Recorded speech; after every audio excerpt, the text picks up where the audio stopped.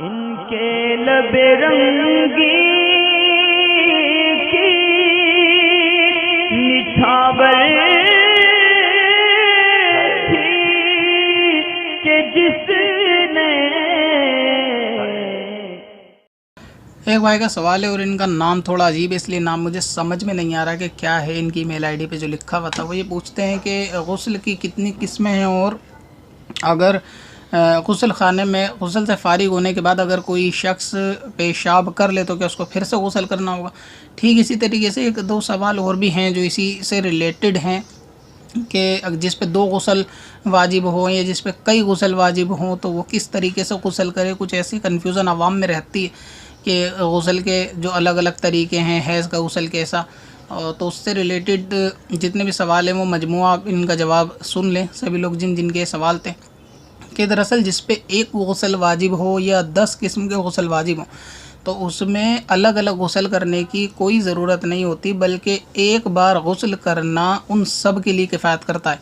दूसरा ये कि हमारे नज़दीक अहनाफ में वज़ू और गुस्ल के अंदर नीयत कोई शर्त नहीं है कि अलग अलग मामले की अलग नियत की जाए तो वो गुस्ल उतरेगा। बाज़ लोगों के अंदर ये मुबालगा रहता है कि हमने जो है जनाबत के गुस्ल की नियत की है तो हमारा वही गुस्ल अदा हुआ।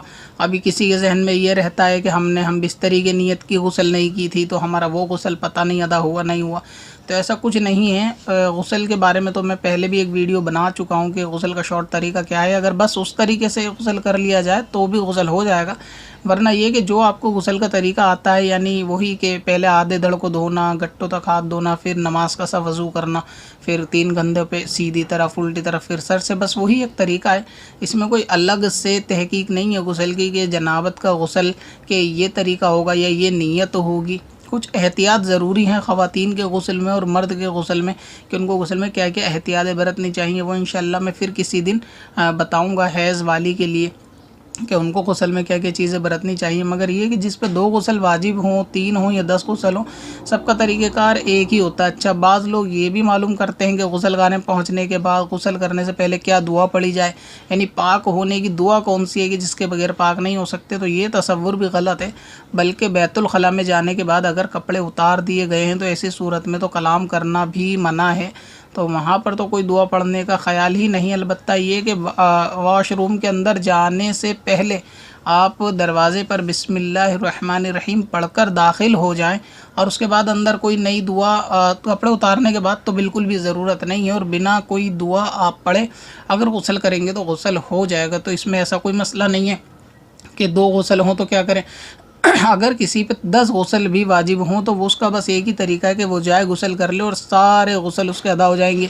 नियत उसमें ये कर ले कि मैं तहारत हासिल करने की नियत करता हूँ, पाकी हासिल करने की, बस ये नियत उसकी काफ़ी है। ऐसी कोई बात नहीं कि उसके हैज़ वाली का गुस्ल कोई तरीका अलग है और बिस्तरी जिमा वाले के गुस्ल का कोई तरीका अलग है। अब इन्होंने पूछा कि अगर गुस्ल खाने के अंदर अगर कोई शख्स बाद गुस्ल अगर पेशाब कर ले या पेशाब आ जाए इसी सूरत में, अव्वल तो ऐसा करना नहीं चाहिए कि बैतुल खला में पेशाब करने से भूल पैदा होती है, यानी आदमी को जो है वो निसियान का मर्ज़ होता है, भूलने की उसको आदत पड़ जाती है। लेकिन अगर कोई इस तरह कर लेगा कि बैतुल खला के अंदर अगर कोई पेशाब कर ले तो उसका गुस्ल उससे नहीं टूटेगा बल्कि उसका वज़ू चला जाएगा। उसको चाहिए कि बाद पेशाब के फ़ारिग होने के वो नया वज़ू कर ले और उसका गुस्ल बरकरार रहेगा, वज़ू फिर दोबारा करने से दोबारा बरकरार हो जाएगा।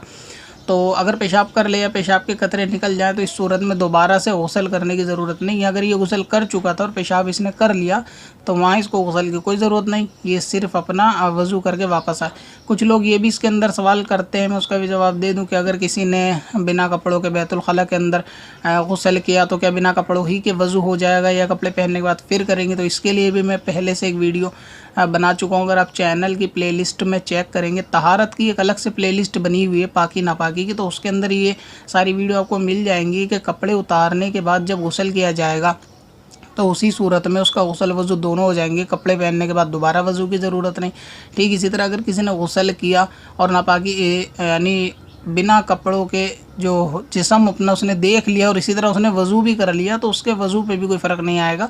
वो वापस कपड़े पहन के उसी वज़ू से कुरान पाक भी पढ़ सकता है, नमाज भी पढ़ सकता है, दीगर इबादत इलाही भी उससे कर सकता है, इसमें कोई हरज नहीं होता। तो ये सब बातें हैं कि गुस्ल के ताल्लुक़ से कि जो आवाम को ग़ालिबन मालूम नहीं होती, तो इनका सीखना बहुत ज़्यादा ज़रूरी है। तो आपको चाहिए कि जो चीज़ आप सीखें वो दूसरों को, कम से कम घर वालों को, घर में तो उसको ज़रूर आगाह करें कि पाकी आधा ईमान है, और पाकी के मसाइल सीखना तो हर मुसलमान मुकल्लिफ़ पर ये फ़र्ज़ हैं। लिहाजा ये चीज़ें आनी चाहिए कि वज़ू और गुस्ल के क्या क्या तरीक़े हैं, उनकी क्या क्या एहतियातें हैं, उनमें क्या क्या गलत फ़हमियाँ हैं। पत्थर में हसन